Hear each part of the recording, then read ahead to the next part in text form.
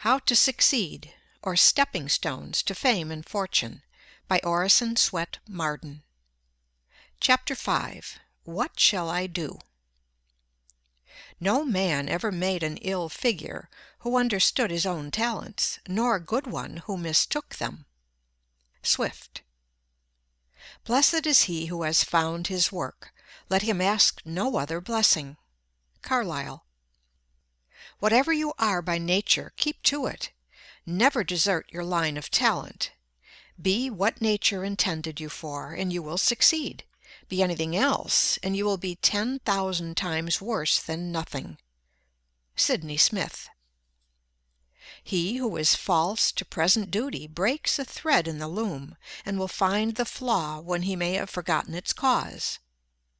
Beecher. I am glad to think I am not bound to make the world go round, but only to discover and to do, with cheerful heart, the work that God appoints. Jean Ingelow. Do that which is assigned you, says Emerson, and you cannot hope too much or dare too much. There is at this moment for you an utterance brave and grand as that of the colossal chisel of Phidias, or trowel of the Egyptians, or the pen of Moses or Dante, but different from all these. I felt that I was in the world to do something, and thought I must, said Whittier, thus giving the secret of his great power. It is the man who must enter law, literature, medicine, the ministry, or any other of the overstocked professions, who will succeed. His certain call, that is, his love for it, and his fidelity to it, are the imperious factors of his career. If a man enters a profession simply because his grandfather made a great name in it, or his mother wants him to, with no love or adaptability for it, it were far better for him to be a day laborer. In the humbler work, his intelligence may make him a leader. In the other career he might do as much harm as a boulder rolled from its place upon a railroad track, a menace to the next express. Lowell said, "It is the vain endeavor to make ourselves what we are not that has strewn history with so many broken purposes and lives left in the rough." The age has no aversion to preaching as such, said Phillips Brooks. It may not listen to your preaching. But though it may not listen to your preaching, it will wear your boots, or buy your flour, or see stars through your telescope. It has a use for every person, and it is his business to find out what that use is. The following advertisement appeared several times in a paper without bringing a letter. Wanted. Situation by a practical printer, who is competent to take charge of any department in a printing and publishing house. Would accept a professorship in any of the academies. Has no objection to teach ornamental painting and penmanship, geometry, trigonometry, and many other sciences. Has had some experience as a lay preacher. Would have no objection to form a small class of young ladies and gentlemen to instruct them in the higher branches. To a dentist or chiropodist he would be invaluable, or he would cheerfully accept a position as bass or tenor singer in a choir. At length there appeared this addition to the notice. P.S. Will accept an offer to saw and split wood at less than the usual rates. This secured a situation at once, and the advertisement was seen no more. Don't wait for a higher position or a larger salary. Enlarge the position you already occupy. Put originality of method into it. Fill it as it never was filled before. Be more prompt, more energetic, more thorough, more polite than your predecessor or fellow workman. Study your business, devise new modes of operation, be able to give your employer points. The art lies not in giving satisfaction merely, not in simply filling your place, but in doing better than was expected, in surprising your employer, and the reward will be a better place and a larger salary. He that hath a trade, says Franklin, hath an estate, and he that hath a calling hath a place of profit and honor. A plowman on his legs is higher than a gentleman on his knees. Follow your bent. You cannot long fight successfully against your aspirations.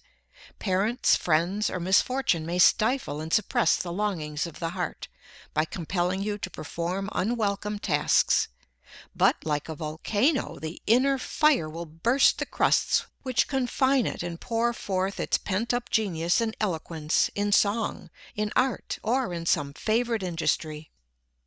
Beware of a talent which you cannot hope to practice in perfection. Nature hates all botched and half-finished work, and will pronounce her curse upon it. Your talent is your call. Your legitimate destiny speaks in your character. If you have found your place, your occupation has the consent of every faculty of your being. If possible, choose that occupation which focuses the largest amount of your experience and tastes. You will then not only have a congenial vocation, but will utilize largely your skill and business knowledge, which is your true capital. There is no doubt that every person has a special adaptation for his own peculiar part in life. A very few, the geniuses we call them, have this marked in an unusual degree and very early in life. A man's business does more to make him than anything else. It hardens his muscles, strengthens his body, quickens his blood, sharpens his mind, corrects his judgment, wakes up his inventive genius, puts his wits to work, starts him on the race of life, arouses his ambition, makes him feel that he is a man and must fill a man's shoes, do a man's work, bear a man's part in life, and show himself a man in that part. No man feels himself a man who is not doing a man's business. A man without employment is not a man. He does not prove by his works that he is a man. 150 pounds of bone and muscle do not make a man. A good cranium full of brains is not a man.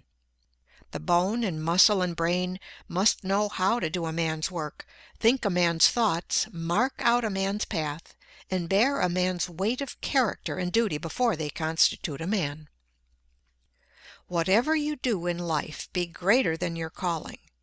Most people look upon an occupation or calling as a mere expedient for earning a living. What a mean, narrow view to take of what was intended for the great school of life, the great man developer, the character builder, that which should broaden, deepen, heighten, and round out into symmetry, harmony, and beauty, all the God-given faculties within us. How we shrink from the task and evade the lessons which were intended for the unfolding of life's great possibilities into usefulness and power, as the sun unfolds into beauty and fragrance the petals of the flower. Girls, you cheapen yourselves by lack of purpose in life, says Rena L. Miner. You show commendable zeal in pursuing your studies. Your alertness in comprehending and ability in surmounting difficult problems have become proverbial. 9 times out of 10 you outrank your brothers thus far, but when the end is attained, the goal reached, whether it be the graduating certificate from a graded school or a college diploma, for 9 out of every 10 it might as well be added thereto, dead to further activity, or sleeping until marriage shall resurrect her. Crocheting, placking, dressing, visiting, music, and flirtations make up the sum total for the expense and labor expended for your existence.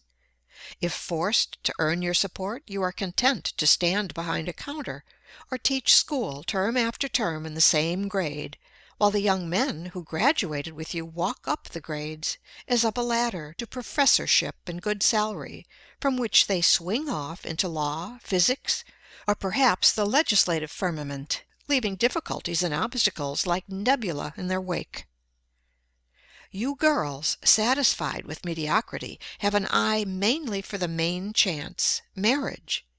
If you marry wealthy, which is marrying well according to the modern popular idea, you dress more elegantly, cultivate more fashionable society, leave your thinking for your husband and your minister to do for you, and become in the economy of life but a sentient non-entity. If you are true to the grand passion and accept with it poverty, you bake, brew, scrub, Spank the children and talk with your neighbor over the back fence for recreation, spending the years literally like the horse in a treadmill, all for the lack of a purpose. A purpose sufficiently potent to convert the latent talent into a gem of living beauty, a creative force which makes all adjuncts secondary, like planets to their central sun. Choose some one course or calling and master it in all its details. Sleep by it, swear by it, work for it, and if marriage crowns you, it can but add new glory to your labor. Dr. Hall says that the world has urgent need of girls who are mother's right hand, girls who can cuddle the little ones next best to mama, and smooth out the tangles in the domestic skein when things get twisted, girls whom father takes comfort in for something better than beauty, and the big brothers are proud of for something that outranks the ability to dance or shine in society. Next, we want girls of sense. Girls who have a standard of their own regardless of conventionalities, and are independent enough to live up to it.